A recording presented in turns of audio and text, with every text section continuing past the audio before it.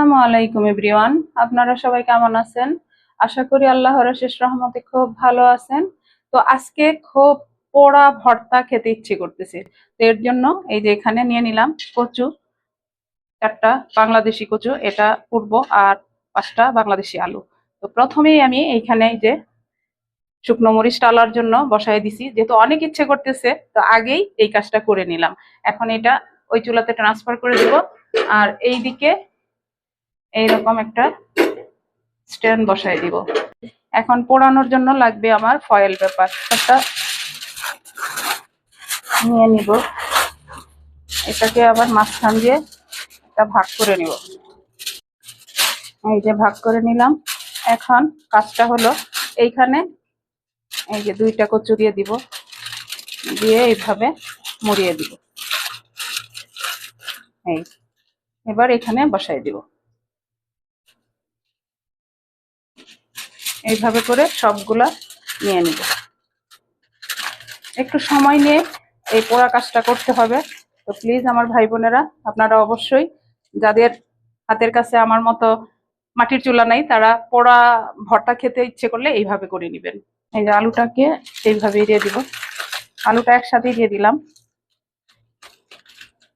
এই যে এখন চুলার আঁচটা মিডিয়াম টু লো এর মাঝামাঝি রেখে আলু আর কচুটা পোড়ায় নিব।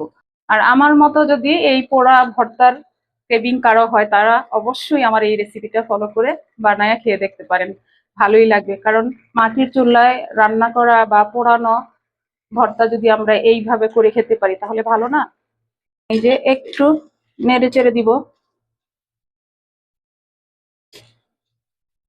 এইভাবে একটু পরপর নেড়ে চেড়ে দিব, বাস, আর কিচ্ছু না। এই যে দেখেন, এবার দেখে নিব আমার প্রিয় ভাই বোনেরা যে আমার আলু বা কচুটা সিদ্ধ হয়েছে কিনা। এই যে এরকম একটা চাকু নিয়ে নিলাম। এই যে সিদ্ধ হয়ে গেছে, দেখেন। আর এইদিকে আলুটা এই যে আস্তে এইভাবে ঢুকানোর পরে কিন্তু ঢুকে যাচ্ছে, এর মানে সিদ্ধ হয়ে গেছে। তা এখন আমি আমার এই পোড়া কচু আলু সব নামাই নিব। এই যে এই যে এখন একটু ঠান্ডা হওয়ার জন্য অপেক্ষা করব, তারপর ভর্তাটা বানানো শুরু করব। এই যে এখন পোড়া কচু আলু প্রথমে ছিলে নিব। এই যে দেখেন, মাশাআল্লাহ।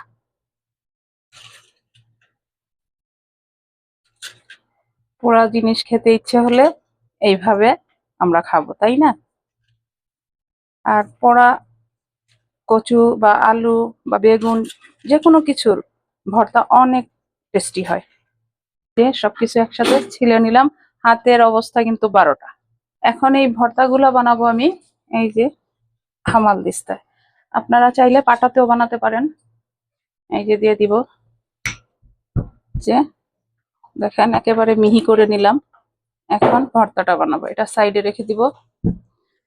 ভর্তাটা বানাবো এই তাওয়ার উপর। এই যে এখন এখানে আমি নিয়ে নিচ্ছি, এটা মরিচটা বেশি একটা ঝাল না, কিন্তু অনেক সুন্দর একটা ফ্লেভার আসে। এটা কাশ্মীরি মরিচ। আর যদি আপনারা হাতের কাছে না থাকে, এই যে এইরকম শুকনো মরিচ নিয়ে নিলেও চলবে। আজকের এই রেসিপিটা গরম ভাতের সাথে থাকলে আর কিচ্ছু লাগবে না, শুধু এটা দিয়েই পেট ভরে খেয়ে নেওয়া যাবে। এখন স্বাদ মতো লবণ দিব। লবণ দিয়ে প্রথমে মরিচগুলা চটকে নিব। লবণ দিয়ে যদি এইভাবে মাখানো হয় তাহলে মরিচগুলা চট জলদি একেবারে গুঁড়ো হয়ে যায়। এই যে দেখেন, এই পর্যায়ে দিয়ে দিব এই যে মিডিয়াম সাইজের 4টা পেঁয়াজ কুচি। ভর্তা বানানো আমরা সবাই জানি, শুধু এক একজনের এক এক রকমের টেকনিক, বাস এটাই। তবে এক একজনের হাতের ভর্তা এক এক রকম টেস্ট হয়, এটাও কিন্তু সত্য। এই যে মাখানো হয়ে গেল। এখন এই মরিচ পেঁয়াজ এইখানে সাইডে রেখে যতটুকু লাগবে অতটুকু আমি আমার ভর্তায় ব্যবহার করব। এই যে হামাল দিস্তা থেকে আমি কচুটা নিয়ে নিলাম। এখন মরিচ পেঁয়াজের সাথে মেখে নিব। দেখেন মাশাআল্লাহ, এইরকম ভর্তা হলে মুখে তো পানি এমনিতেই চলে আসবে, তাই না? এখন এর মধ্যে দিয়ে দিব একটু ধনে পাতা কুচি।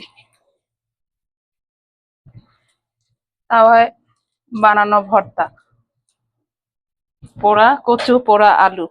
এখন দিয়ে দিব সামান্য একটু সরিষার তেল। ভর্তায় সরিষার তেল না দিলে কি চলে? এই যে মেখে নিলাম। এখন এটাকে রেখে দিব। এই যে কচুর ভর্তাটা এখন সার্ভিং ডিশে নিয়ে নিব। এই যে এখন আমরা তো সবসময় জানি একের ভিতরে দুই, আমি বানাবো দুইয়ের ভিতরে তিন। এই যে একটু পেঁয়াজ মরিচের ভর্তাও এখানে দিয়ে দিলাম। পুরোটা আমার আলু ভর্তাতে লাগবে না। এবার আলুগুলা নিয়ে নিলাম। এখন আলুগুলা কিন্তু আমি হাতেই চটকে নিব। আলু বেটে ভর্তা বানানো আমার কাছে অত একটা ভালো লাগে না, বা ছেঁচে। মাশাল্লাহ মাশাল্লাহ, অনেক সুন্দর একটা সেন্ট চলে আসছে। বুঝতে পারতেছেন কিনা, আমার মুখে কিন্তু পানি চলে আসছে। আমার মতো যারা ভর্তা প্রেমী তারা অবশ্যই এই ভর্তা ট্রাই করবেন। এখন এখানে দিয়ে দিব একটু ধনেপাতা কুচি। ধনেপাতাটাও একটু চটকে নিলাম।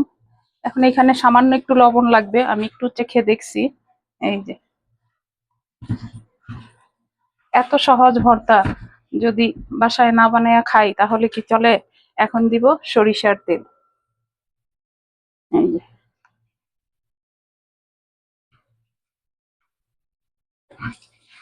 সরিষার তেল দেওয়ার পরে এটার লুকটা যেমন চেঞ্জ হয়ে যায়, টেস্টটাও কিন্তু চেঞ্জ হয়ে যায়। হয়ে গেল আজকে আমার মাটির চুলা ছাড়া পোড়া ভর্তা।